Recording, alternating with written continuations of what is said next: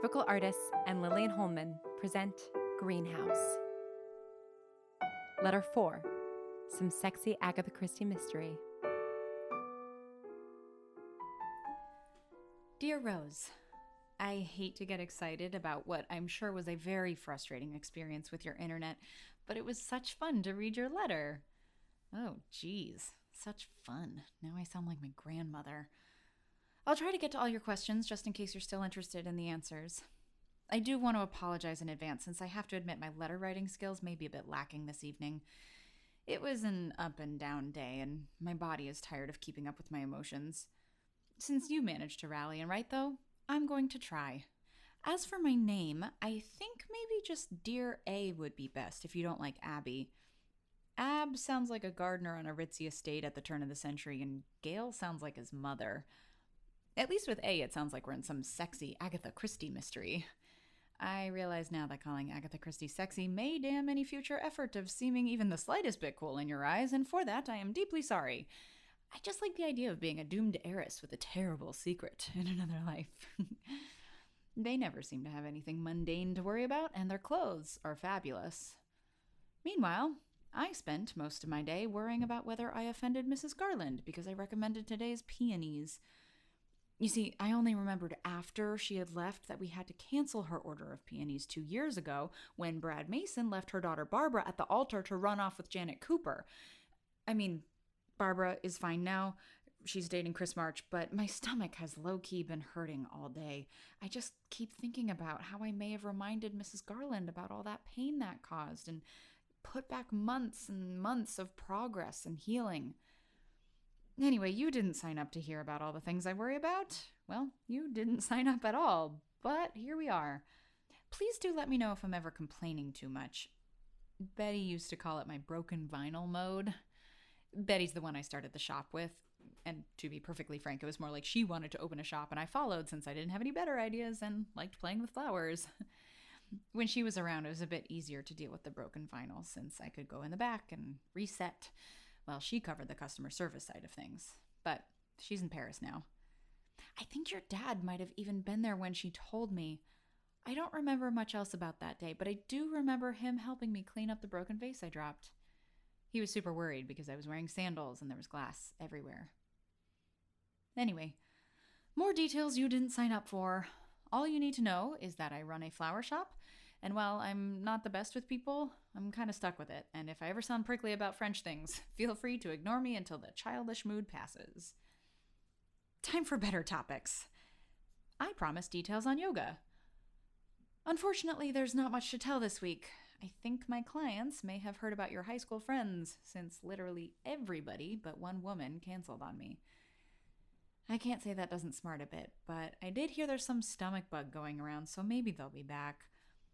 I do love the woman who showed up, though. Her name is Annie, and she is beautiful. I know that sounds creepy, but I promise it's more appreciation than objectification. Yoga is all about flow and listening to your breath, and I honestly think she's the only one who actually listens.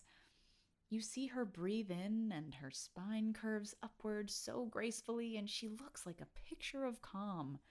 She even looks chill when we're doing side planks, and no one looks calm during side planks. I've been tempted to ask if she wants to get coffee and find out her secrets for, life. But she always has brunch plans with her boyfriend Frank when we're done.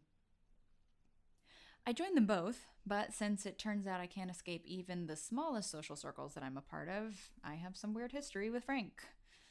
Not only is he Betty's brother, but I also asked him to the Sadie Hawkins dance during senior fall, and he pretended that Betty was uncomfortable with it all in order to get out of it.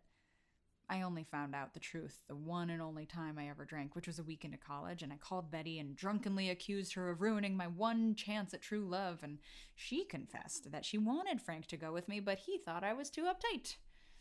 Suffice to say, 7 years is still not enough recovery time. The brunch would just be me trying to listen to Annie tell me how to be her when I grow up. You can still say that at 24, right? But only managing to obsess over whether Frank still thought I was uptight and getting depressed about the reminder that he was literally the last person I asked out. He doesn't know that, but I feel like it's written all over my face. Ultimately, I think at this point it's best to just leave it all on the mat. I did have one nice thing happen this week. After the last 2 paragraphs, you must think that is a miracle.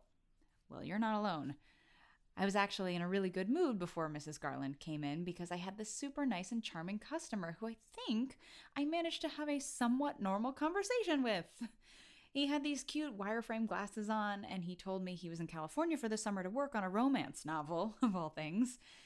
He thought having flowers in the room might inspire him, and we joked about which flowers his seemingly edgy but actually nice male lead would get to make up for the terrible misunderstanding that forced him to break up with his awkward but charming heroine. We settled on tulips because they were classic without being roses. Also, you would have been proud of me, I think. He said, "As you wish," after I asked for his credit card, and we both got his reference to The Princess Bride. I mean, he was talking about the movie, and I've only read the book, but it's a start. Anyway, his name is Jason, and it's the first time since your dad that I've had a customer who I wasn't counting the minutes until they left. I do hope he comes back. I have a feeling he is probably that nice with everyone, though, so I'm keeping my expectations low. I've been indulging your patience long enough, so I'll try and wrap this up. I've been trying my best to think of a book you might enjoy. All I've got to go on is your fantasy comment, and the problem is I read Tamora Pierce as a teenager, and I tried to return to the genre, but everything seems so inferior comparatively. I just ended up rereading The Lioness Quartet and moved on. Do you like sci-fi? I feel like that's kind of close.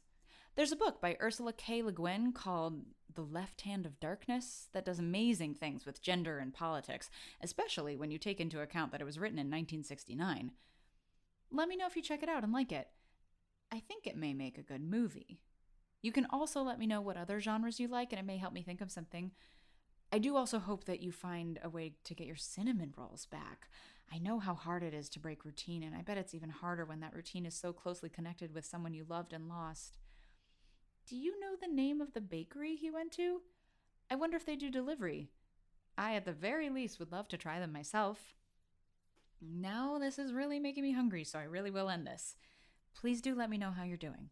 I really loved reading your last letter, even if it was not what you planned on doing with your day. Say hi to your brother for me. He sounds like a sweetheart. Best wishes, Abby. P.S. I just remembered, I have cried over a pastry.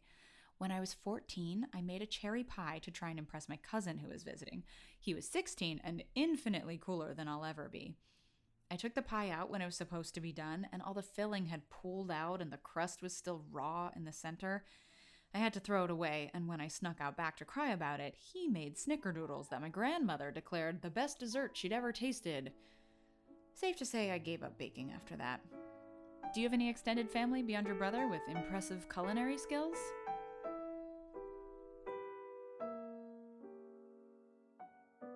Greenhouse is a production of Atypical Artists.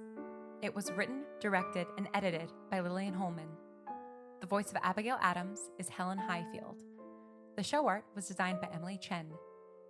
Greenhouse is produced by Lauren Shippen, Brigham Snow, and Lillian Holman.